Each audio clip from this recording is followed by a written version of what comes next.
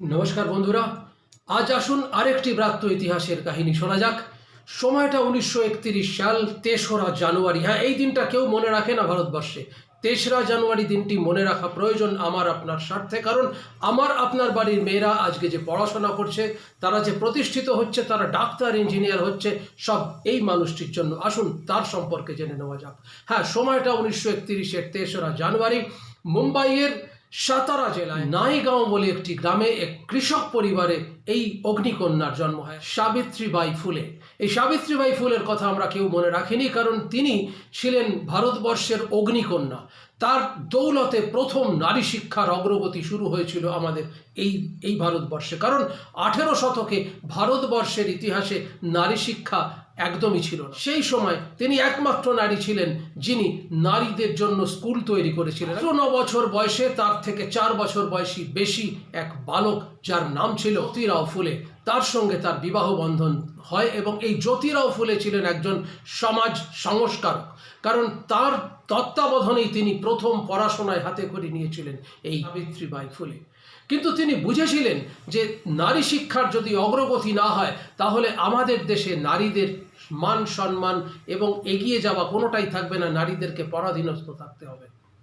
তাই সেই ভাবনা চিন্তা থেকেই 1848 সালে তিনি মহারাষ্ট্রের পুনেতে ভিদেওয়াদায় বলে একটি জায়গায় নারীদের জন্য প্রথম স্কুল তৈরি করলেন, এবং সেই স্কুলে তিনি প্রথম শিক্ষিকা হিসেবে কাজ শুরু করলেন। কিন্তু সেই সময়কার রক্ষণশীল সমাজ তাকে পাথর ছুঁড়তে, ঢিল ছুঁড়তে, কাদা ছুঁড়তে, এমনকি গোবর ছুঁড়তেও পিছু হননি। তিনি সঙ্গে আরেকটি শাড়ি নিয়ে স্কুলে যেতেন।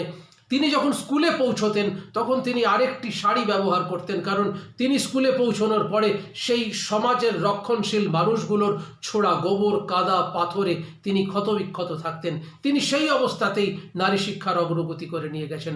তারপর তিনি সারাটা জীবন বাল্য বিধবা বিবাহ থেকে শুরু করে তিনি বহু সমাজের কাজ করেছেন।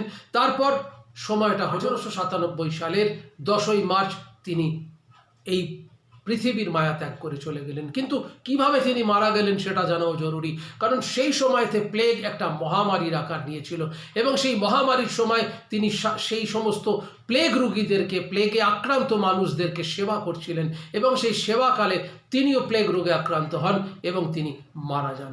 এই ছিল আজকের ইতিহাস। কিন্তু এই ইতিহাস আমরা কেউ জানি না, এই ইতিহাস আমাদের ভারতবর্ষে ব্রাত্য। তাই এই ব্রাত্য ইতিহাস আপনাদের সামনে নিয়ে আসা এবং আমরা প্রত্যেকে জানাটা এটা আমাদের কর্তব্য বলে মনে হয়েছে, তাই আপনাদের সামনে নিয়ে আসার চেষ্টা করলাম। আমার ভিডিও যদি ভালো লাগে আমাকে লাইক, শেয়ার, কমেন্ট করবেন, আমার চ্যানেল সাবস্ক্রাইব করবেন। ততক্ষণ দেখতে থাকুন, সঙ্গে থাকুন। নমস্কার।